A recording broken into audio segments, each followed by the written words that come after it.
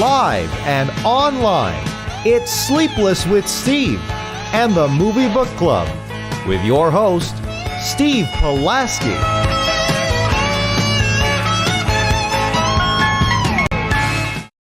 Back and better than ever, Sleepless with Steve, live on YouTube on a very hot and humid Wednesday evening. Dog days of summer are upon us. August is upon us. And how much longer will the best streaming service on the market be upon us? Well, that remains to be seen. Tomorrow's D-Day, and we will dive into that when the time comes. Steve Pulaski behind the microphone as usual, joined by the inimitable Joe Viso running the ship, and of course the always dapper Dominic Guanzon raced home morning on his evening commute, or got home in the nick of time to join us. We're worried you're going to be running late, man, so I'm glad you made it home safely. Me too.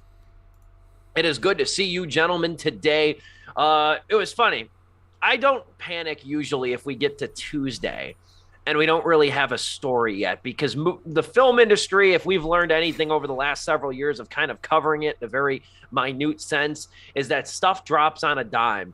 And man, oh man, I kind of wish we had known big news to talk about today after reading this. But we do have a big story. It's been making the rounds. It's bigger than Batgirl. It's bigger than Scoob Holiday Haunt, phrase I didn't think I'd use this week.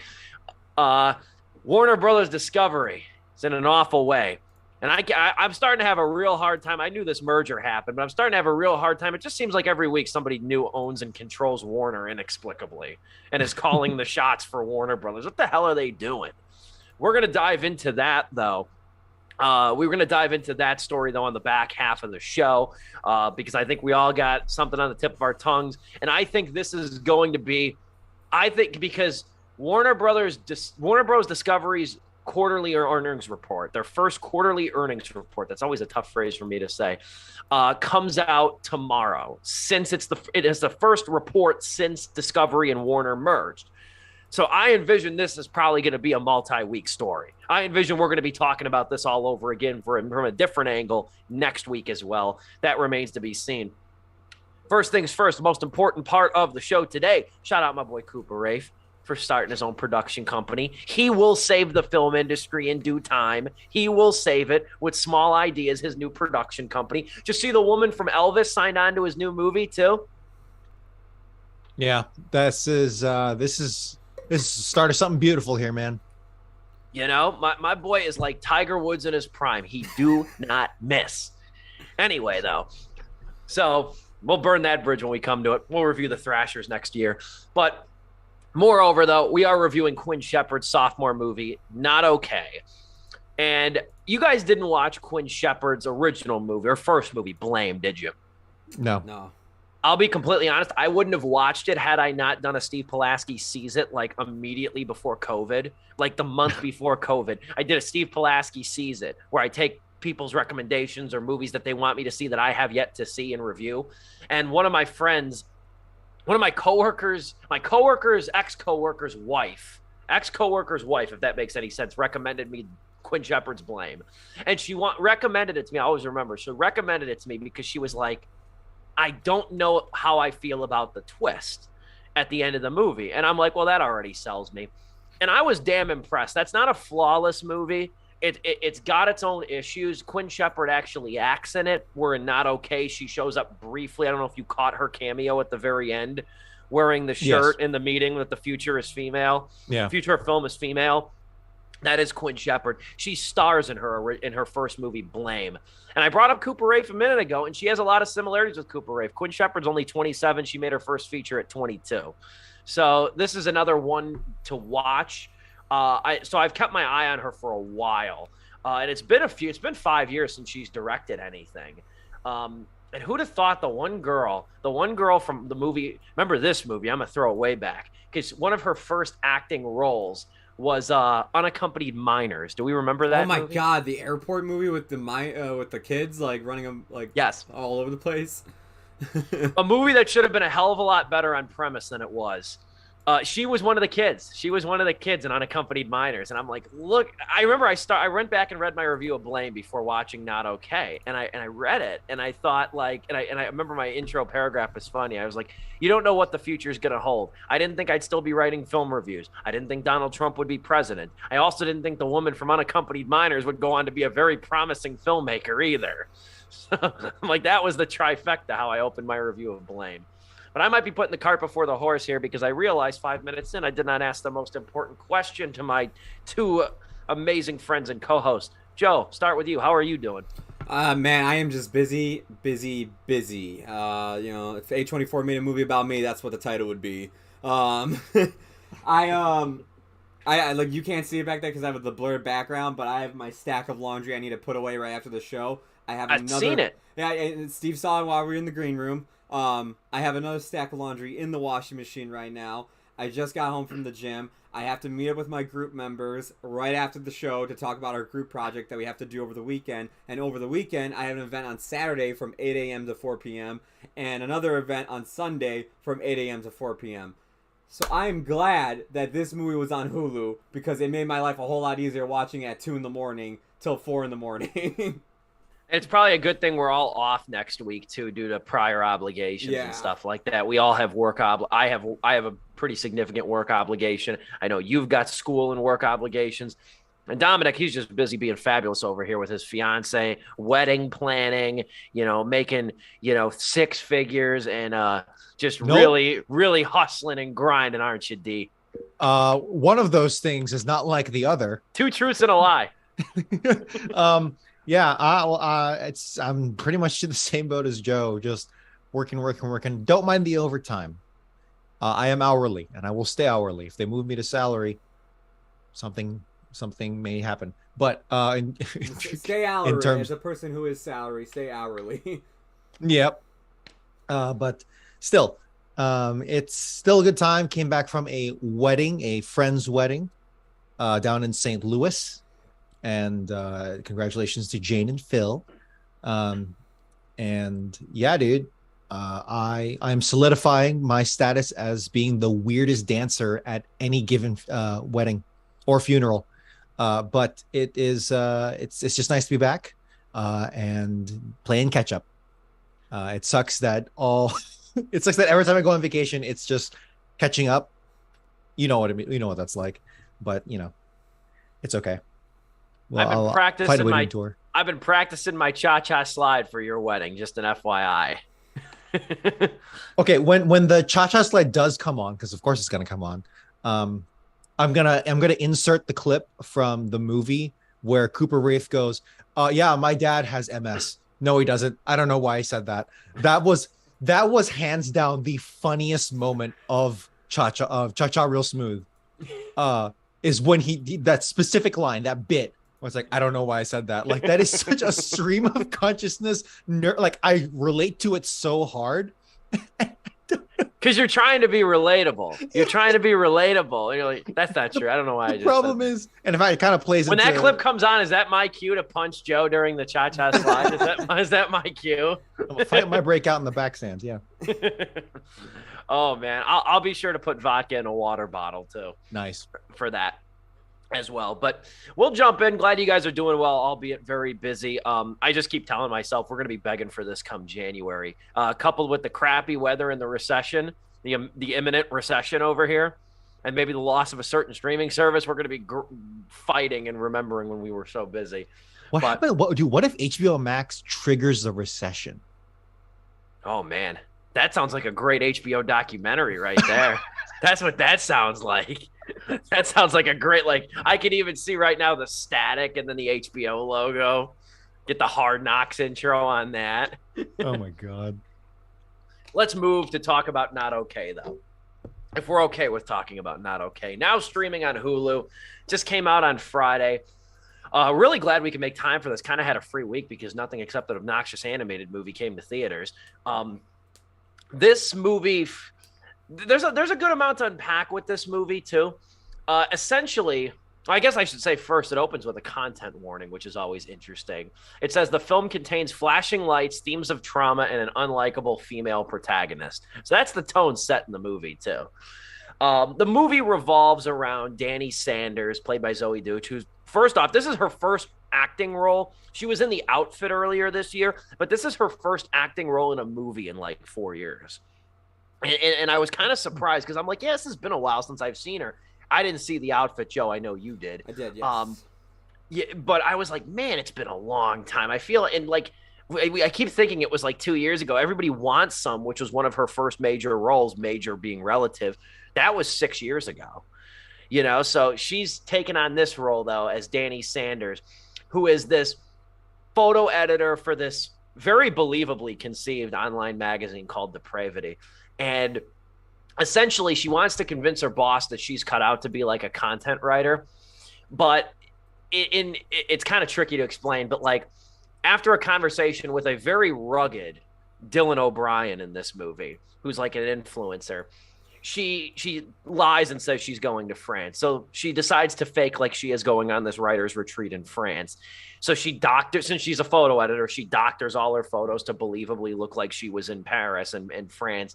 Well, she's in the Arc de Triomphe the day the city experiences a real life horrific terrorist attack that leaves like 30 dead. Yeah. They said. So, and like right where she posts the photo where she's at, like hour later, minutes later, whatever, the city's attacked.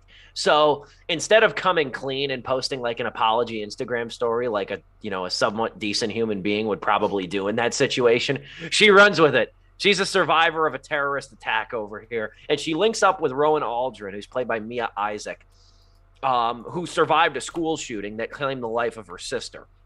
So she kind of like the two share this now platform of being survivors and attend all these like gun reform rallies and legislature reform rallies and stuff, all while she's a complete and total fraud.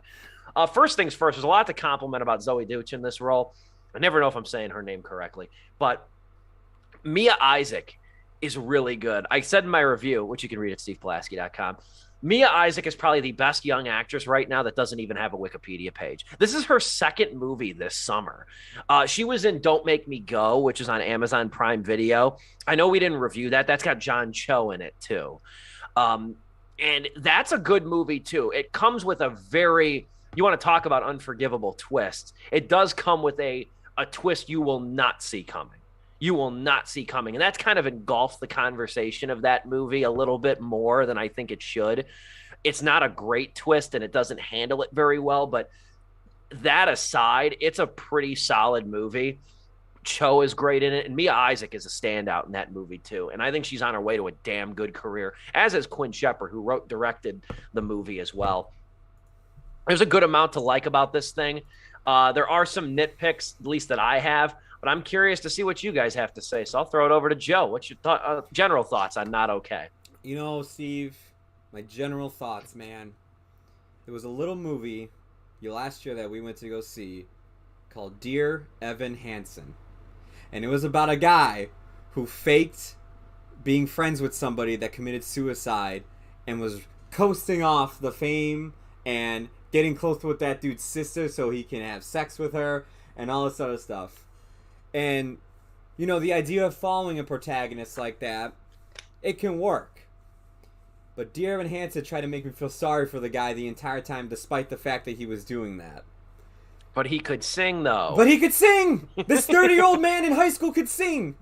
What I like about this movie is that, at least for the most part, they do not want you to like Zoe Deutch's character. They open with that content warning to let you know that Danny is going to be a piece of shit for what she's about to do. And for the most part throughout the movie, like, she is one of those people that, like, is obsessed with influencer culture and wants to be an influencer so bad. And it basically hits on everything that we hate about influencers.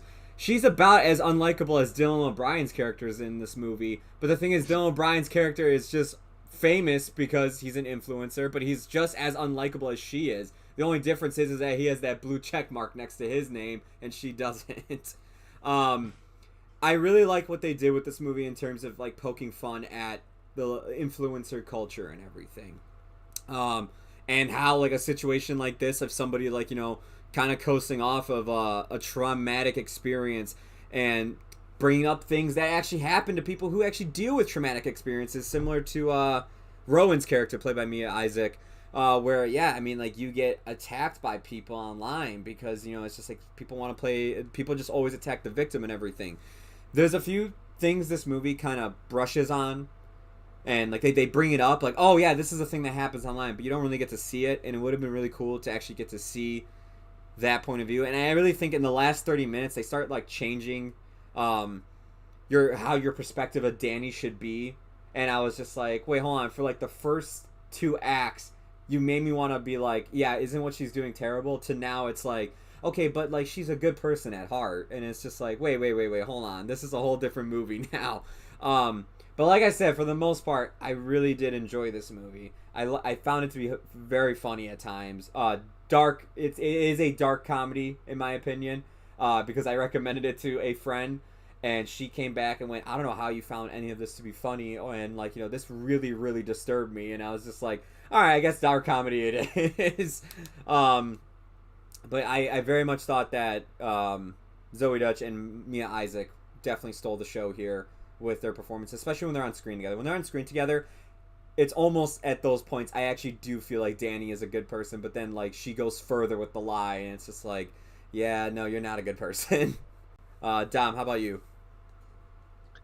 Movies with that the premise is that the protagonist has a massive, gigantic lie, and that's pretty much the premise of the entire dramatic irony and the whole tension and everything. I kind of don't like those movies, and those movies really have to earn my buy-in, because the whole time I'm just cringing and just like, this keeps getting worse and worse. You can see it coming a mile away.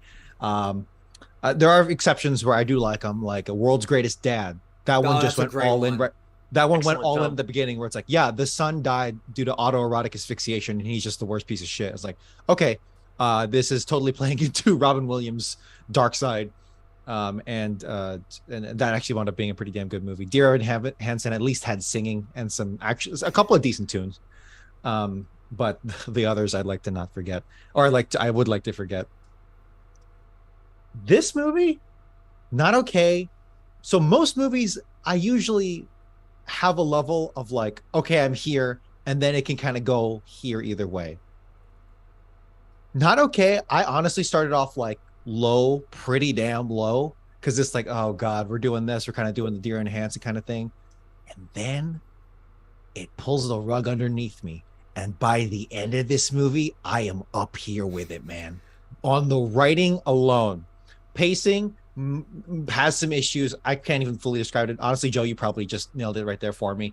But dude, 2022, well, movies all over the place have been plagued by some pretty damn piss poor writing. Stuff that might have been decent, just completely just through the trapdoor, sunk due to its really bad writing. Jurassic World Dominion.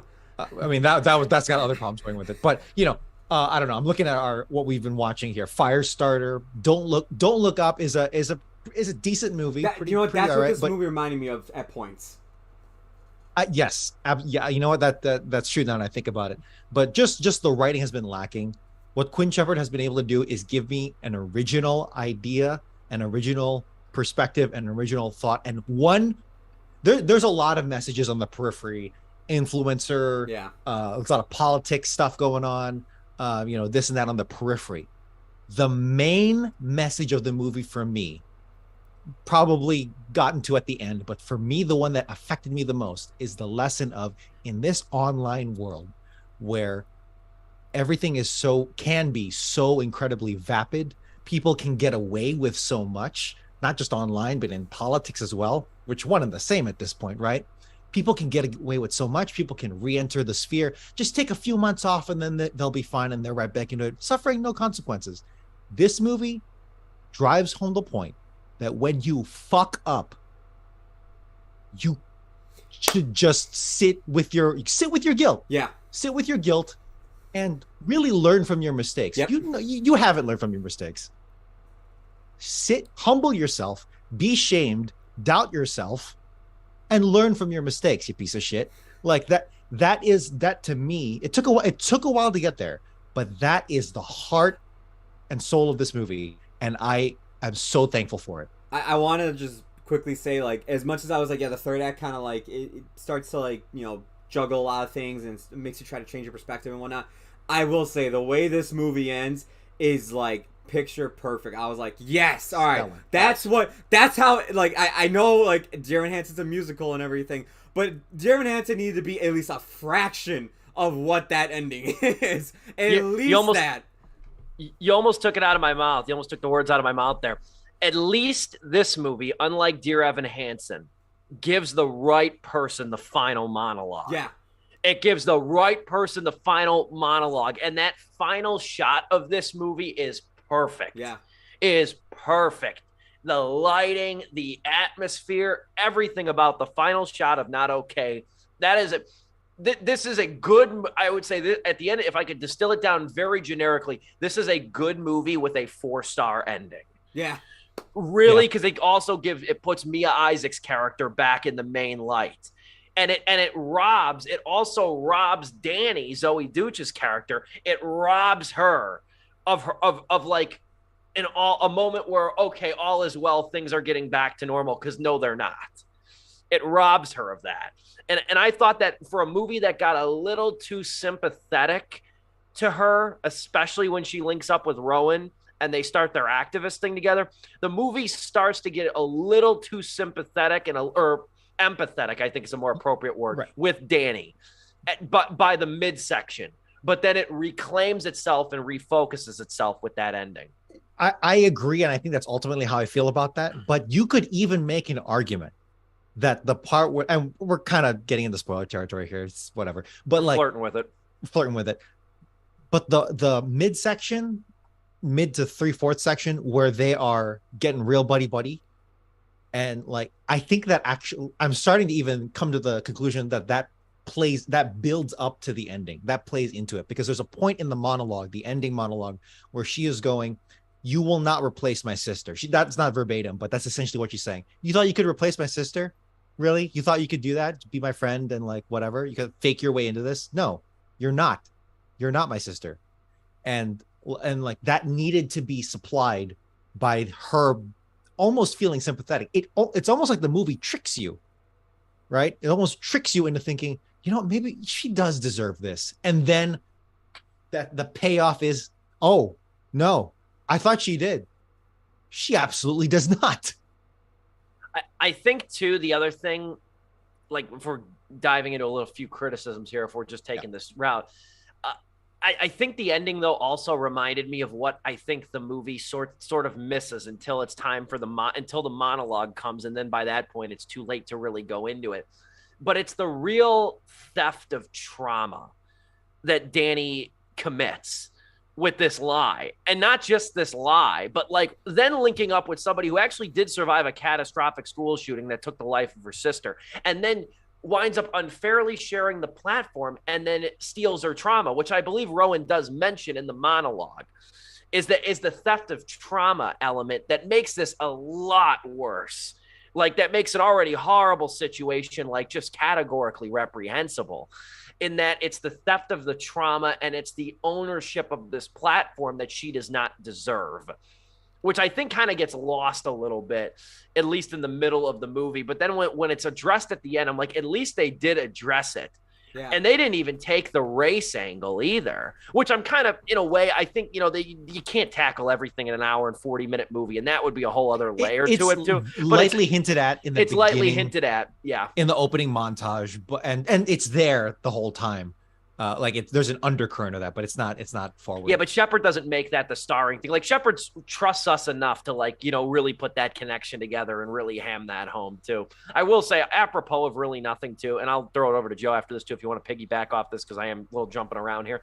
But I will say that like Shepard, at least for me, because this is the second movie I've watched with her, that she's both of her movies I've seen. I will say is that like, there's not many filmmakers that could show up in their own movies for an 11th hour cameo wearing an unsubtle t-shirt and like really scolding their own protagonist that they wrote. But Shepard is so damn charismatic and so like forceful.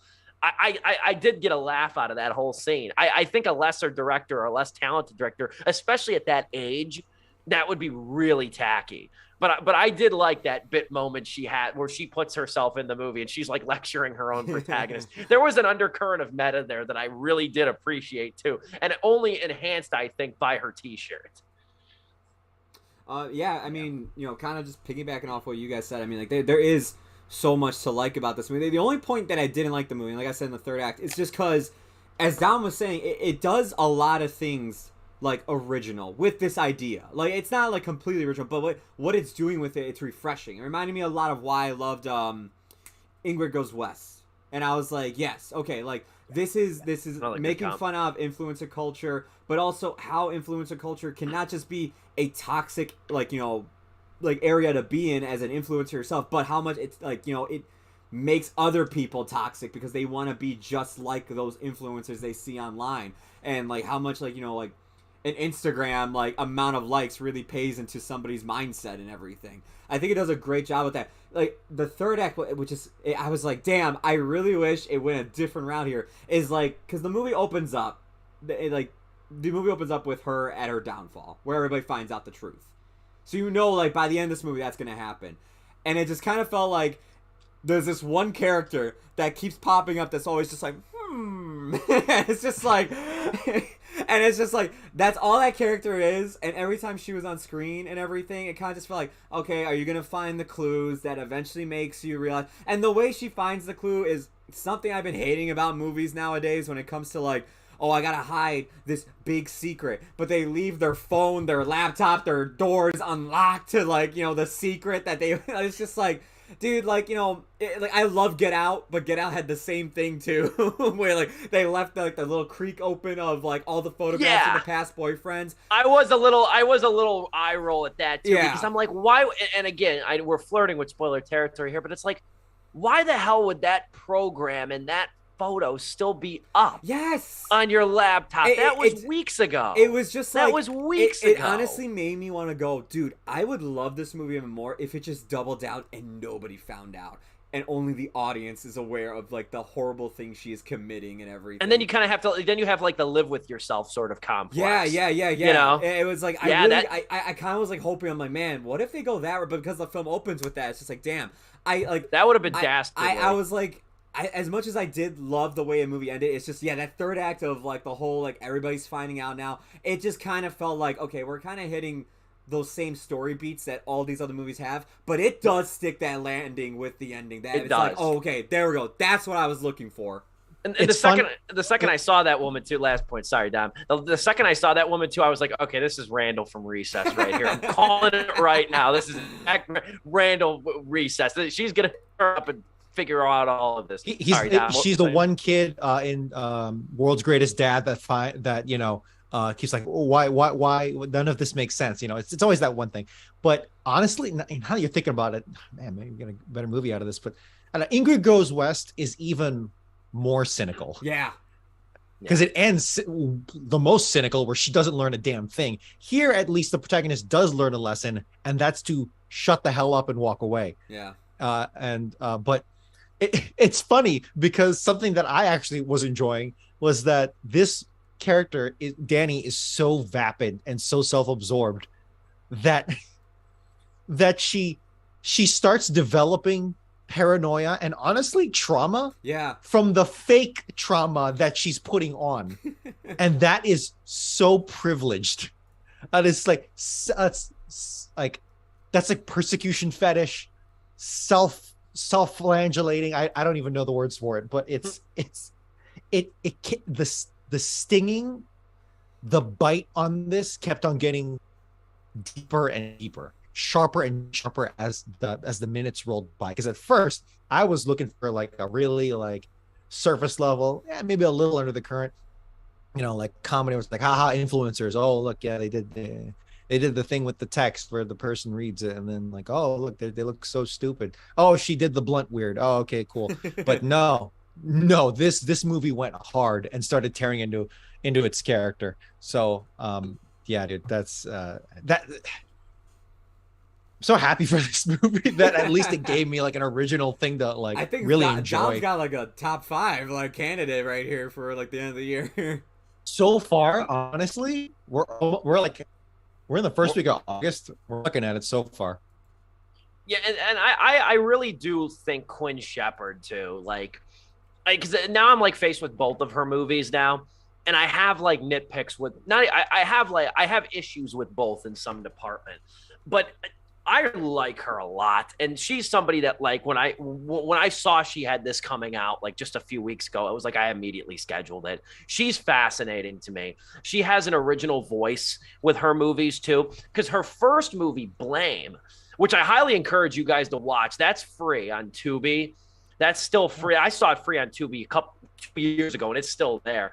That movie though was an interesting one because it was about like this girl, she plays this girl that returns from this psych ward going back to school and stuff.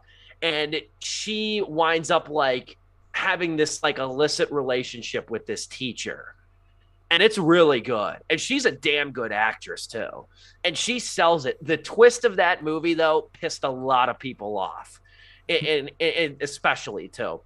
But it's not I don't know if it's really a fatal twist. The movie has a couple other issues beside that, but like the twist does have its own problems. But even watching that movie, I was like, this woman's got something, man. Like this is like an arresting story. It's multi-layered. It's kind of parallel with a novel that I'm forgetting to the movie Blame. It's parallel to this novel. So like the sequence of events kind of builds similarly to a novel. And I remember thinking, I'm like, you're 22. So you made this. So you probably wrote this when you were like 20. And I'm like, you've already had like this parallelism structure down of like how to really present this whole thing, because the flaw is not in the structure. And even here too, this is kind of a movie too that has a challenging structure too, in a way, especially because the movie in a way is almost kind of structured like going through social media, because you're so ingrained with it in this movie. You're kind of like, it almost feels like the movie itself is scrolling. I don't know if you guys got that vibe at times, but it almost feels like this movie is in itself scrolling and like stumbling upon these sort of events and like these comments and stuff, which I thought was very interesting, and it's captured well visually. Yeah, for sure. I think the pacing really comes down to what it needed to focus on and what it needed to. This is more like macro than anything. Let's get more into some more critiques, because I really do love the message of this movie, at least what it delivers at the end. But I think the main issue just comes down to how much likability do we need to insert for this protagonist beforehand. Of course, it starts off right at the beginning that, no, you're not going to like her at all. So I guess maybe it should, because I mean, this comes in at 90 minutes, more or less, right? Even less, maybe 103. It's about an hour and a half. Like, I remember, like, just like when I saw that too, I was like, oh, thank God. Yeah, exactly. So you know how I am with hour and a half movies. Like, that's a blessing for me. Yeah, it's actually rather lean. It's just not very kinetic. Maybe it is. I don't know. I probably need to watch it again because I was so wrapped up. But I don't know. It's difficult. It's really difficult to pinpoint because it comes down to really just a couple things. And honestly, the fact that I'm struggling is a compliment in and of itself. But I don't know if you guys could assist me in any way. But I think it's really just that. Indeed. Should we take our intermission now and then come back with our final thoughts and then dive into this mess of a story then that we also have? We could do. Yeah, I think so. I was gonna say we got 5 minutes. You think we could squeeze it in right now and just come back and do HBO the whole time? We could. All right. I guess I'll ignite it just by saying too that like I do think it's a little bit too forgiving to its lead character by like the midsection of the movie, because it also too there's the title cards in it. I think there's 9 chapters in this thing, and one of them promises that Danny won't get in a redemption arc, but then she kind of does get a redemption, like the start of one, before then it takes a sharp pivot downwards and she ultimately gets her comeuppance and such. But I loved Mia Isaac in this. I love seeing Zoe Deutch again. And I think really the only weak link here was Dylan O'Brien. I know why he was in it, but I think he was bland. I don't think he added much. He's just a one-note joke. And I laughed every single time he did pop up. But every single time he popped up, it's just another reminder of this is all this character is going to be. And honestly, I wish we were kind of doing something else right now at the movie. In service to the story. It doesn't do a service to the story. Indeed. I waffled back and forth. I settled though on 2.5 out of 4 stars, but I would not advise against seeing this thing, especially because it does quite a bit right. And I think Quinn Shepard is still continuing on an upward trajectory as a filmmaker. We'll go to Joe and then Dom for final thoughts. Yeah, man. I very much enjoyed this movie. In fact, talking about it with you guys, like, it just made me like just kind of reassure, like, everything I was feeling about this movie. Like, I kind of felt like, all right, like, am I just, one of the only ones? But it's like, no, I'm glad to see all three of you felt similar with the film in more ways with Dom and less ways even with Steve as well. But I had a very good time with this. I highly recommend checking it out if you have a Hulu account and everything. This was a great watch. And it's got some great cameos too from internet culture that Dom and I geeked out over. For me, it is a very enthusiastic 3 out of 4 stars. I very much enjoyed this.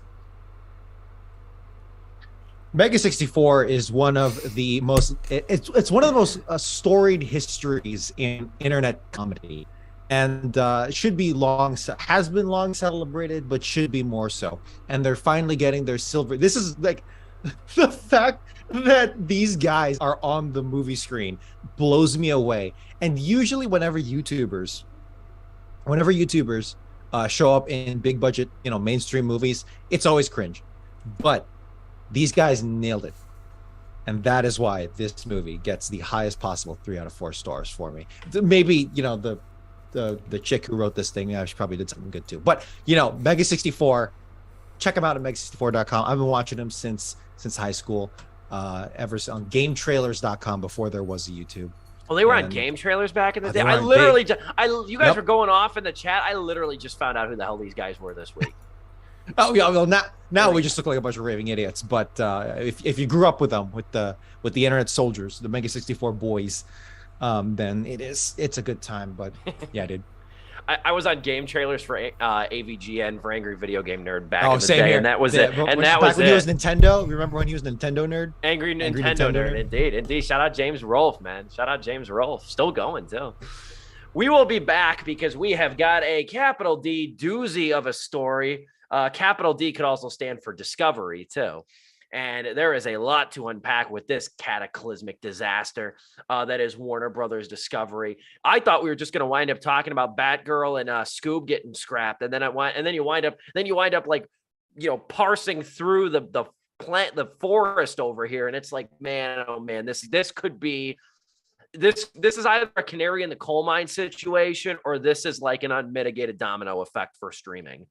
That remains to be seen. We're very early into this story.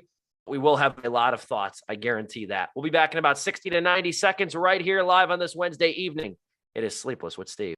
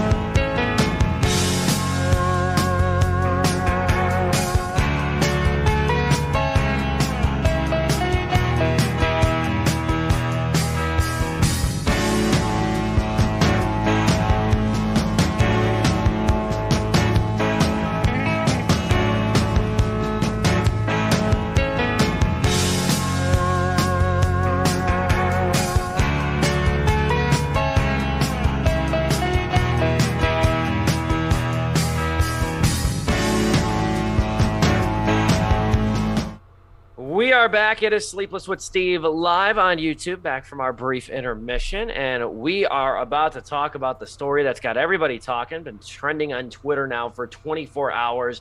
And man, today was just like a deluge of information because last night the news broke about Batgirl getting scrapped, despite being, as reported, nearly completed. Just some extra VFX work needed to be done on the movie, and it was going to be done. Movie cost about $90 million too, which, and you asked me too, Dom, initially, or you asked us, you're like, when was the last time a movie of this stature was just like almost completed, financed, and scrapped? And I know of small examples of varying circumstances, but then Scott Mendelson, I read his piece on the whole thing on Forbes today, and he even said too, he goes, I've never seen this. And he's been covering this at a higher level and a lot better than me. He's like, this is a first for a movie that's like nearly done to be, and this big to be scrapped. Batgirl was going to be an HBO Max movie. So it wasn't going to go to theaters, but the fact that it's almost done, and in $90 million, it's a lot easier to bury a bad movie on streaming or bury a movie on streaming than it would be to release it in the theaters. And then if you were going to do the theatrical release for it, you're going to sink more money into it. Also scrapped, getting far less attention, is Scoob Holiday Haunt. That's $40 million budget, and that's already almost done too. That was the prequel to the reboot of Scoob that came out during the pandemic in 2020. So these are two expensive things that have already been shelved, and there's a handful of more things that have been cut as well. Also, too, and this was a first. This has never happened to my knowledge, too. HBO has removed 6 original movies from its service. The movies themselves are An American Pickle with Seth Rogen. We reviewed that on the show. Charm City Kings. We reviewed that on the show. Lockdown. That was like the first production, or like one of the only productions that shot actually during the pandemic with Chiwetel Ejiofor and Anne Hathaway.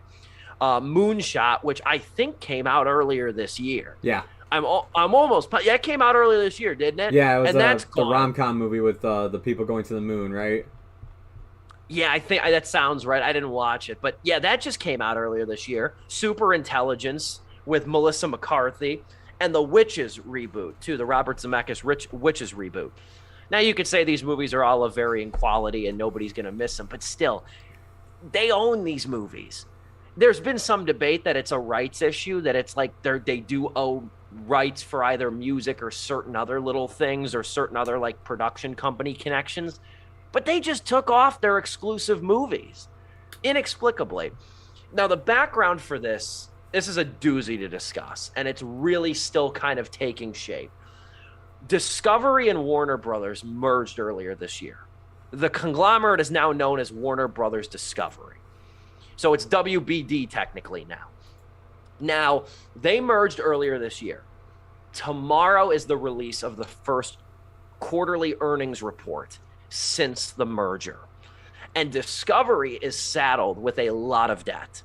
Discovery is saddled with a lot of debt that Warner Brothers has now usurped and incurred with the Discovery merger. They also have a new CEO calling the shots. His name is David Zaslav. He is the new CEO. He's taking over from Jason Kilar. And Kilar was the one that ran HBO through the pandemic. Kilar was the one responsible for the HBO Max push. He was the one responsible for the 2020 catalog all going to streaming. That was his move. Now, you can say in defense of this, at least in some ways, that like, look at what Top Gun Maverick did. It waited 2 years and it made over $1 billion. But I would argue that a lot of those movies, if you remember back from the 2020 theatrical slate, I would argue that a lot of those movies did not have the theatrical prestige. No. Maybe outside of Mortal Kombat was one of them. Kong Skull Island was another one. And Godzilla versus Kong, excuse me. You could argue those two. I mean, those two did make money. Those two did make a lot of money in theaters at the time, but they also, too, were relegated to HBO Max. Essentially, though, Zaslav was behind Discovery and TLC, the Oprah Winfrey Network, and a lot of those other reality TV-centric networks. It's clear as day, it's kind of an open secret that he wants to go back to almost a really predominantly theatrical model, which personally I'm a fan of, but I don't want to see it happen like this. Yeah. Because tomorrow, in addition to the quarterly earnings report, it's been reported widely now. Deadline, Variety's all been on it. But since the $43 billion with a B dollar merger of Discovery and Warner Brothers, there's been reports by The Wrap that HBO Max is going to lay off 70% of its development business tomorrow. And that includes, again, the movies that these people were working on, Batgirl, Beyond Scoob and Batgirl, these other TV shows and movies that they were working on, they're just done. They're just completely done. And so it's part of this major restructuring effort, too. And at the end of the day now, it's like, I fear the worst at this point for the future of HBO Max. I don't think it's alarmist to really say, like, well, what the hell are they going to do? This guy's not loyal to Warner Brothers. This guy's loyal to Discovery, even though they're one and the same now. This guy has now just inherited HBO Max and HBO in general. Outright canceling these movies, too, is horrible optics.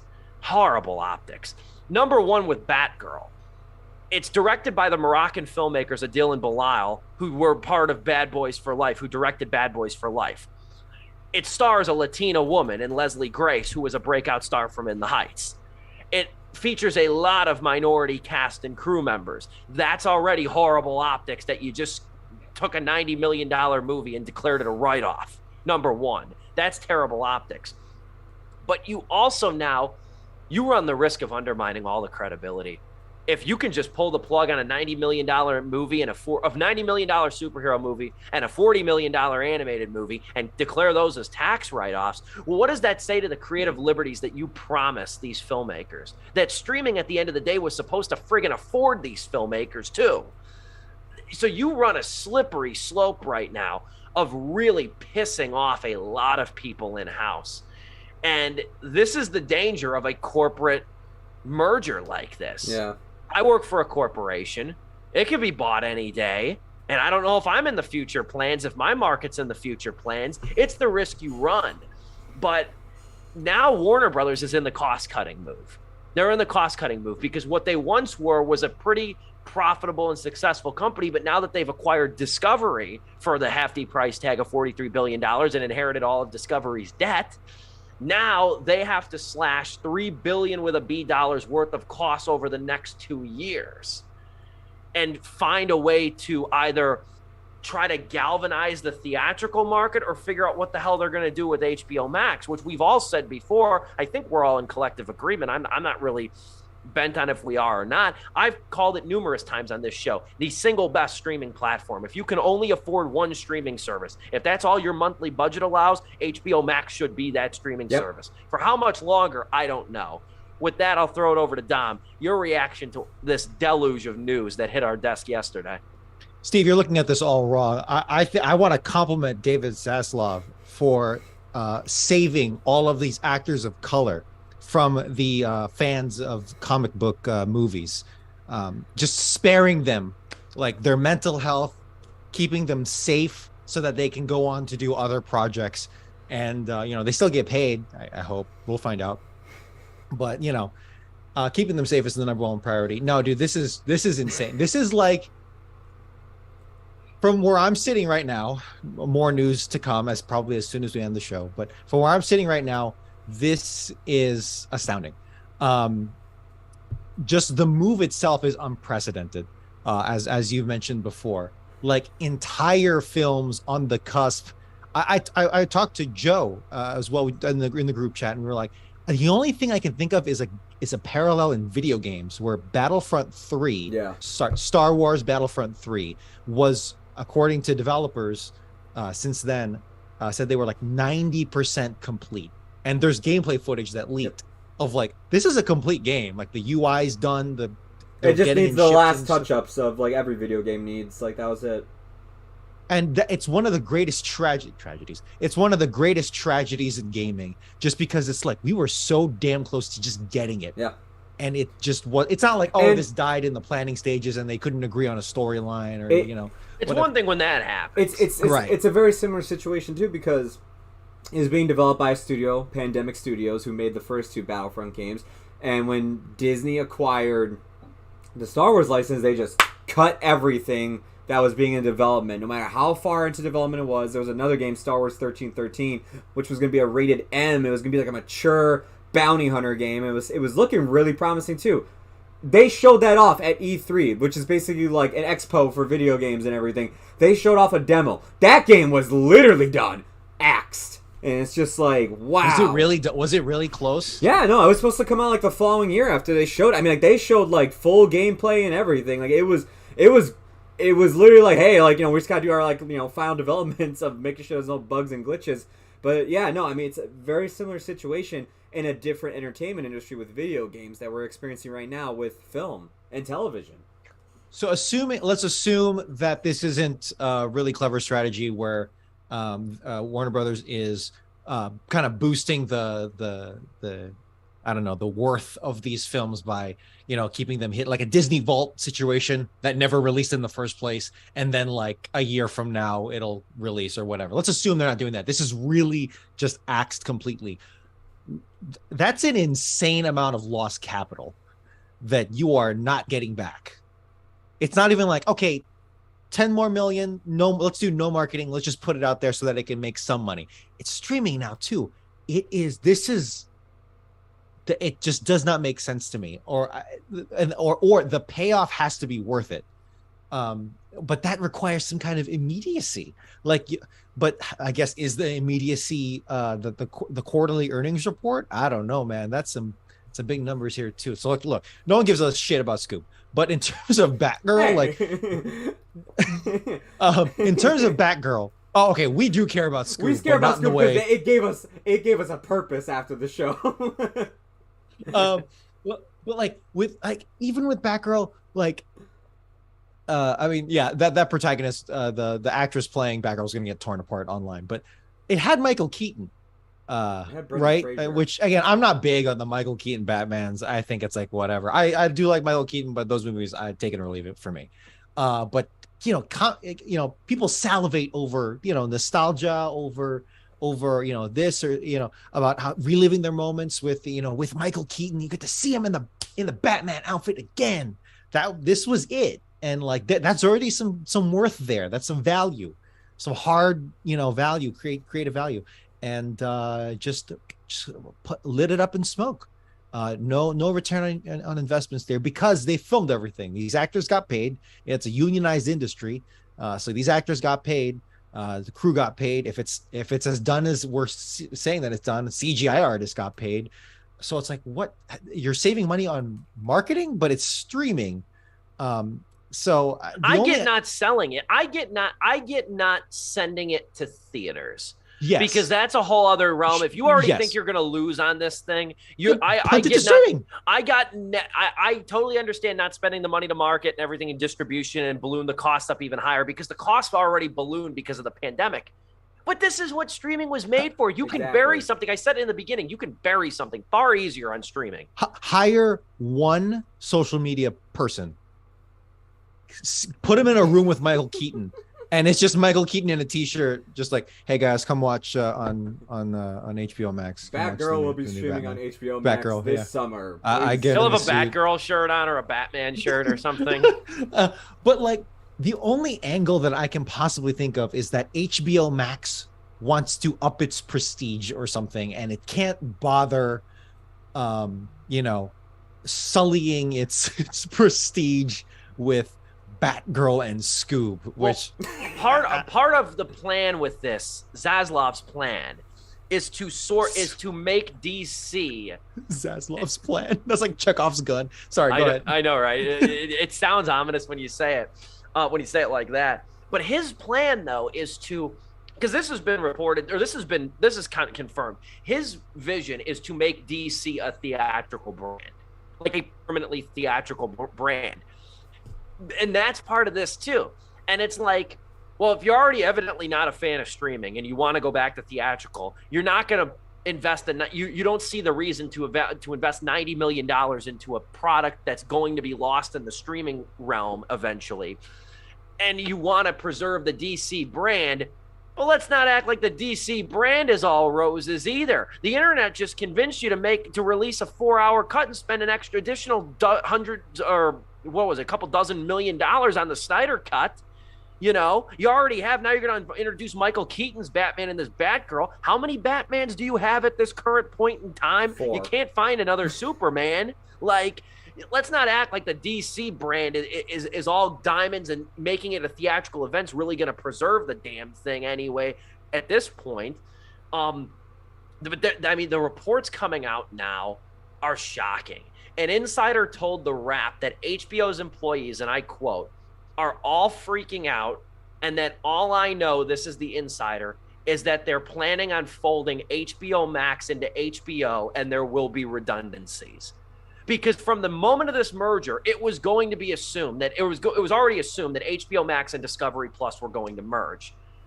But is it going to be Discovery Plus's tab on HBO Max, or is it going to be an HBO tab on Discovery Plus? There's only one right answer, and I fear they're going to pick the wrong one.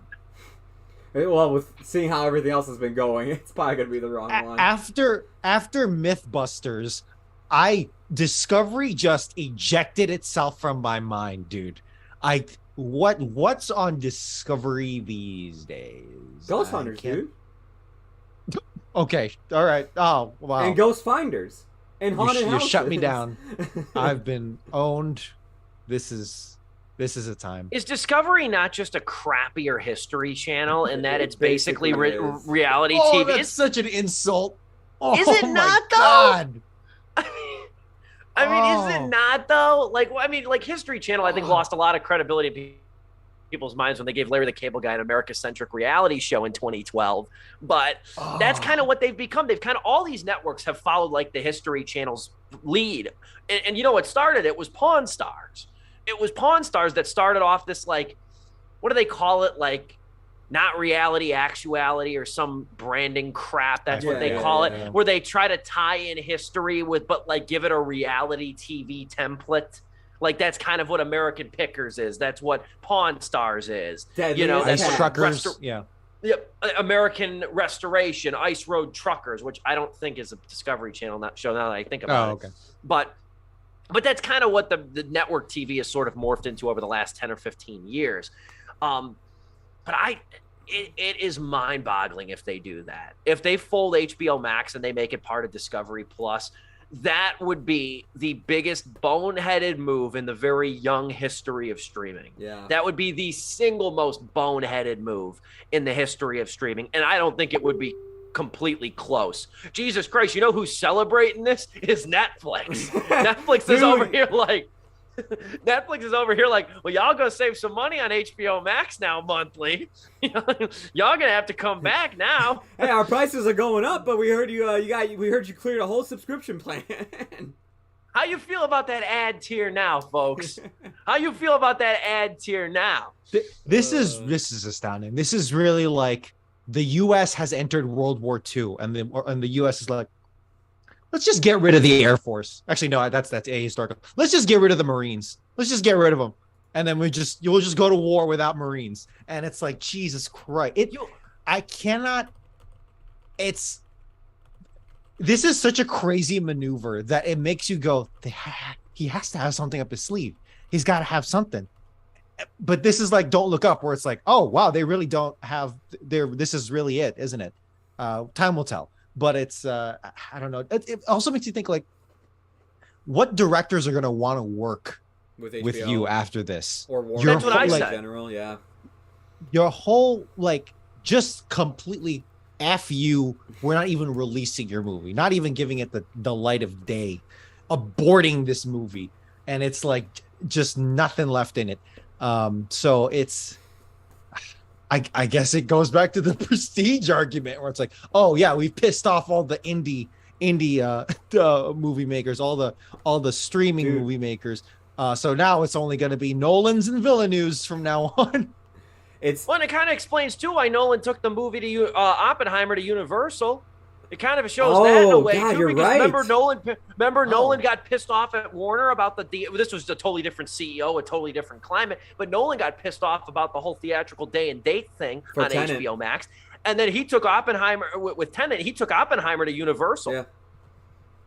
You know, like, and that'll be a rousing success next summer. But yeah, this is astonishing. And like, I'm interested to see now. I think we all are interested in what the hell that quarterly earnings report is gonna reveal tomorrow, and what the actual game plan is here too, because and these CEOs, we won't go too much longer on this, but like, these CEOs got to be sometimes from another goddamn planet.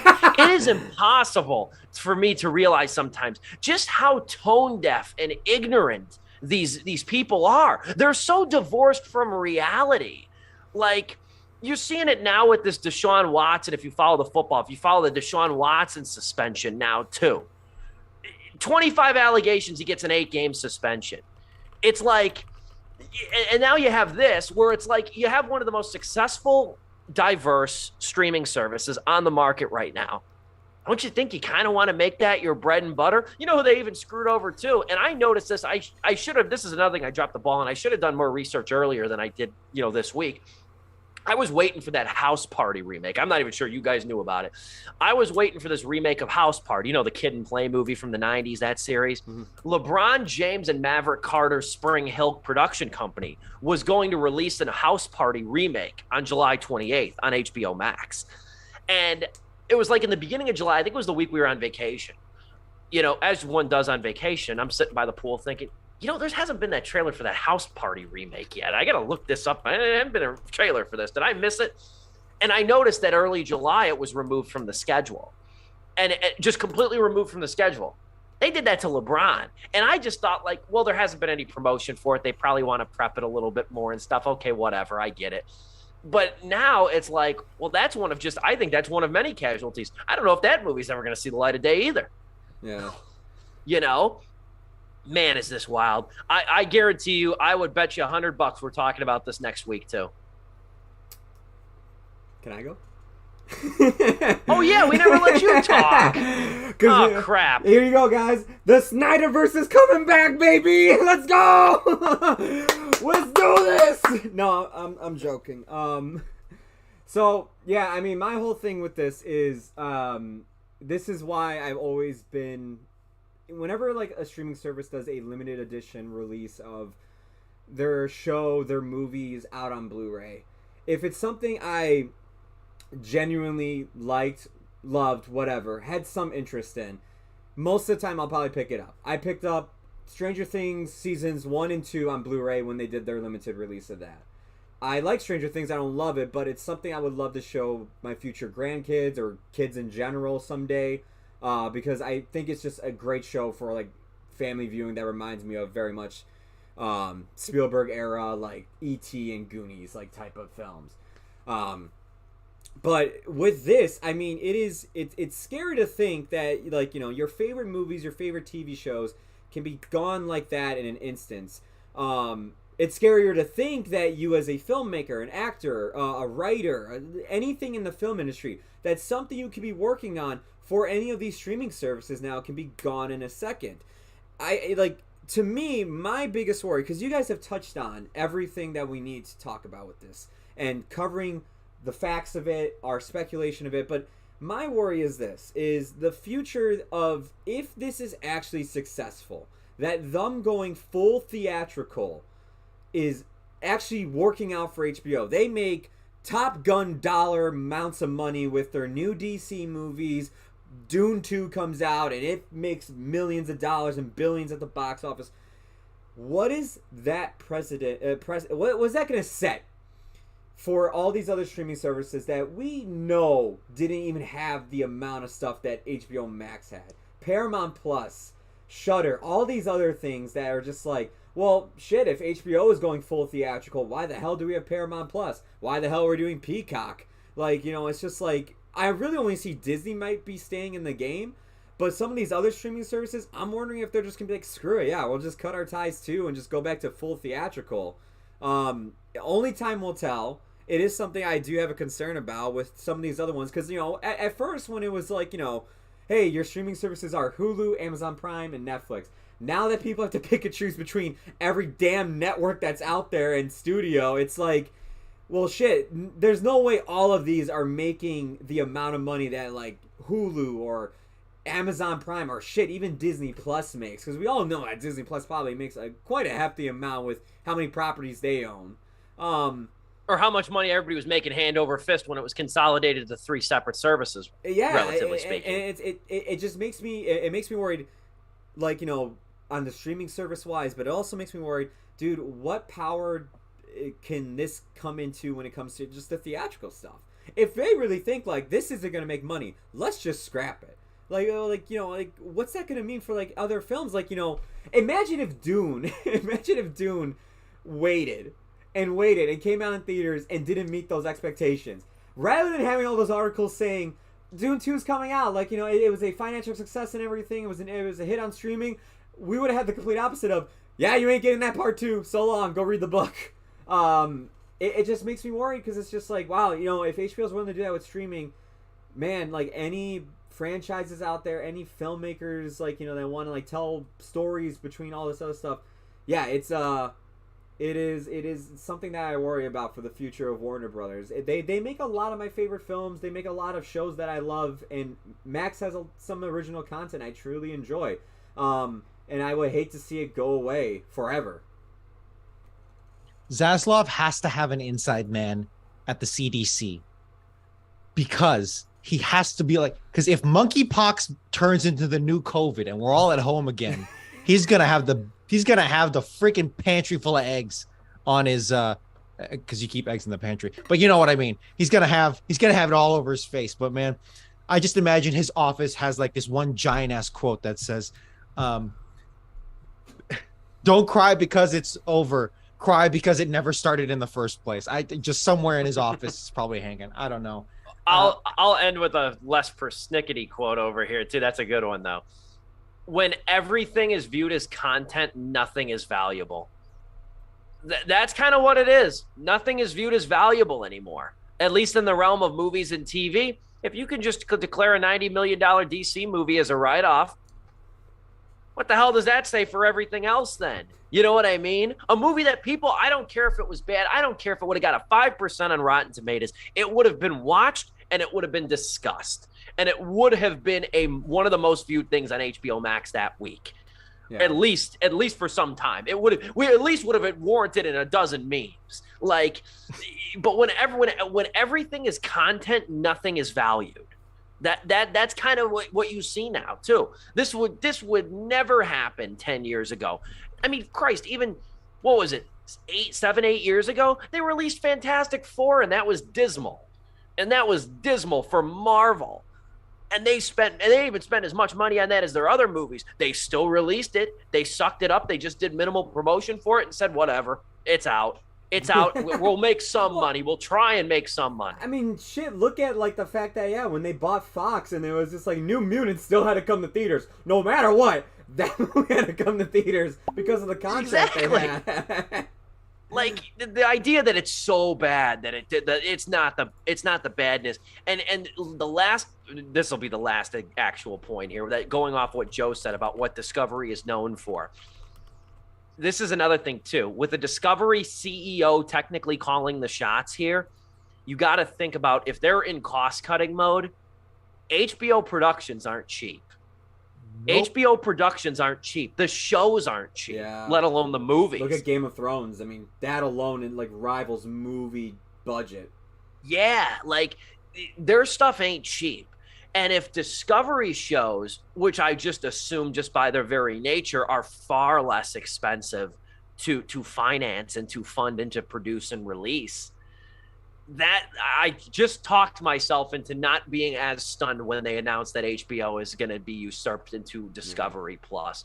What an abject disaster that would be. And what a loss for the consumer, for the movie watcher, casual or cinephile. Exactly. I mean, I think about it. Earlier this year, we reviewed Matt Reeves' Batman. And, like, you know, all the promise that, like, that has as a trilogy as well as its spinoffs. And now, like, with this happening, obviously the spinoffs that were coming to HBO Plus, and a few people in the chat here, we're actually getting a lot of people popping up in the chat talking about this. Appreciate it. Like, you know, the Penguin show that they were going to do, like, that whole thing, the the Gotham PD show, like all these other things like that were gonna be in that universe. That's not happening, and I would hate to see like his Batman movies take like a budget cut, because man, that was a beautiful looking movie, man. I would hate to see nowhere near the production that movie had for its first outing with its 2 sequels. Unreal. I thank God. I know like a lot of people are not excited for it, but thank God Lord of the Rings went to Amazon, because it would suck if Lord of the Rings like new show got cut. At least for me, I love Lord of the Rings.